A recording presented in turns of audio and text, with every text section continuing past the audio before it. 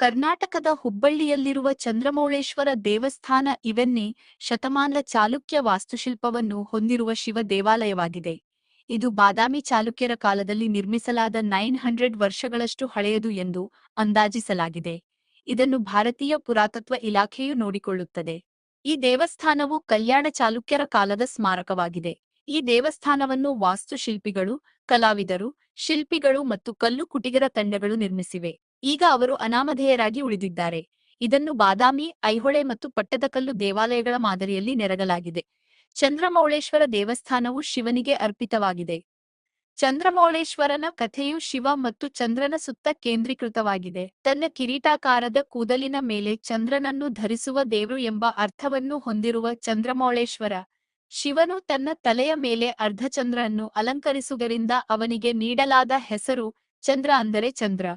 ಮೌಳಿ ಅಂದರೆ ಕೂದಲಿನ ಕಿರೀಟ ಮತ್ತು ಈಶ್ವರ ಎಂಬ ಸಂಸ್ಕೃತ ಪದಗಳಿಂದ ಬಂದಿದೆ. ಈ ದೇವಾಲಯದ ಪ್ರವೇಶ ದ್ವಾರದಲ್ಲಿ 2 ದೊಡ್ಡ ಶಿವಲಿಂಗಗಳು ಮತ್ತು 2 ನಂದಿ ಪ್ರತಿಮೆಗಳು ಇವೆ. ಪ್ರತಿ ದಿಕ್ಕಿಗೆ ಒಂದು ಪ್ರವೇಶ ದ್ವಾರವಿದೆ. ಇದು ಮೂಲತಃ ದೇವಾಲಯದ ಮಧ್ಯದಲ್ಲಿ 4 ಮುಖದ ಲಿಂಗ ಮತ್ತು ಇನ್ನೂ ಅನೇಕ ಮಂಟಪಗಳು ಮತ್ತು ಸಭಾಂಗಗಳನ್ನು ಹೊಂದಿತ್ತು.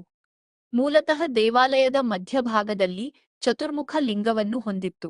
ಇದರಿಂದಾಗಿ ಯಾತ್ರಿಕರು ಶಿವನ ಒಂದು ಮುಖವನ್ನು ಎಲ್ಲಿದ್ದರೂ ನೋಡಬಹುದಿತ್ತು. ದೇವಾಲಯವು 4 ದಿಕ್ಕುಗಳಿಂದ ಪ್ರವೇಶಿಸಬಹುದಾದ ಚೌಕಾಕಾರದ ಗರ್ಭಗೃಹವನ್ನು ಹೊಂದಿದೆ. ಎಲ್ಲ ಕಡೆಯಿಂದ ತೆರೆದಿರುವ ಈ ದೇವಾಲಯದ ಗೋಡೆಗಳನ್ನು ಅಲಂಕರಿಸಿದ ಬಾಗಿಲುಗಳೊಂದಿಗೆ ಹೊಂದಿದೆ. ಕುಶಲಕರ್ಮಿಗಳು ಪ್ರತಿ ಬಾಗಿಲನ್ನು ವಿಶಿಷ್ಟವಾಗಿಸಿದ್ದಾರೆ. ಪ್ರತಿಯೊಂದು ಬಾಗಿಲು ಒಂದು ಜೋಡಿ ದ್ವಾರಪಾಲಗಳನ್ನು ಹೊಂದಿದೆ. ದೇವಾಲಯವು ಪ್ರದಕ್ಷಿಣಾ ಪಥವನ್ನು ಕೂಡ ಹೊಂದಿದೆ. ಹೊರಗೋಡೆಗಳು ಹಿಂದೂ ದೇವಾಲಯಗಳಲ್ಲಿಯ ವಾಸ್ತುಶಿಲ್ಪ ಮತ್ತು ಅಲಂಕಾರಿಕ ವಿವರಗಳನ್ನು ಒಳಗೊಂಡಿವೆ. ಇದು ಚಾಲುಕ್ಯ ವಾಸ್ತುಶಿಲ್ಪದ ಉತ್ತಮ ಉದಾಹರಣೆಗಳಲ್ಲಿ ಒಂದು. ದೇವಾಲಯವು ಕಪ್ಪು ಗ್ರಾನೈಟ್ ಕಲ್ಲುಗಳಿಂದ ಕೆತ್ತಿದ ಗೋಡೆಗಳು ಮತ್ತು ಕಂಬಗಳನ್ನು ಹೊಂದಿದೆ. ನೃತ್ಯ ಮಾಡುವ ಗಣೇಶ ಮತ್ತು ಜಲಂಧರ ಚಿತ್ರಗಳು ಆನಂದವನ್ನು ನೀಡುತ್ತವೆ. ಯುಗಾದಿಯ ಸಮಯದಲ್ಲಿ ಸೂರ್ಯನ ಬೆಳಕು ನೇರವಾಗಿ ಚಂದ್ರಮೌಳೀಶ್ವರನ ವಿಗ್ರಹದ ಮೇಲೆ ಬೀಳುತ್ತದೆ ಎಂದು ಹೇಳಲಾಗುತ್ತದೆ.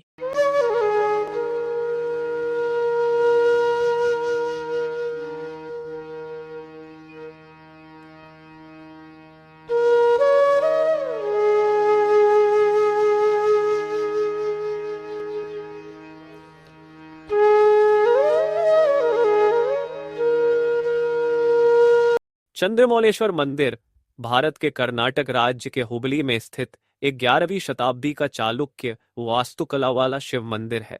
अनुमान है कि यह बादामी चालुक्य काल में निर्मित 900 वर्ष पुराना है। इसका प्रबंधन भारतीय पुरातत्व विभाग द्वारा किया जाता है। यह मंदिर कल्याण चालुक्य काल का एक स्मारक है। इस मंदिर का निर्माण वास्तुकारों, कलाकारों, मूर्तिकारों और राजमिस्त्रियों की टीमों द्वारा किया गया था, जिनके नाम अज्ञात है। इसे बादामी, ऐहोले और पट्टाडकल मंदिरों की तर्ज पर बनाया गया था। चंद्रमौलेश्वर मंदिर भगवान शिव को समर्पित है।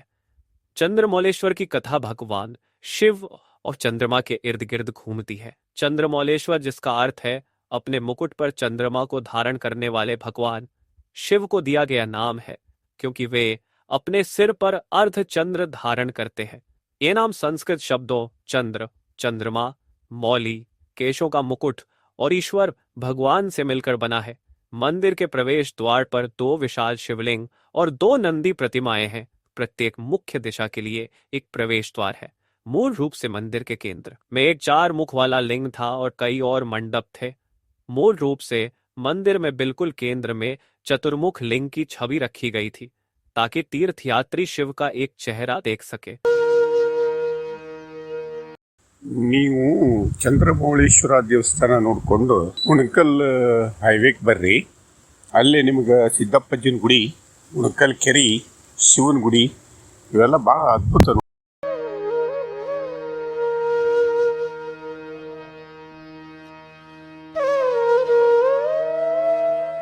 ನೋಡಿಕೊಂಡು ಅಲ್ಲೇ ಇದ್ರಿಗೇನ ರವಿ ಕ್ಯಾಂಟೀನ್ ಅಂತ ಐತಿ.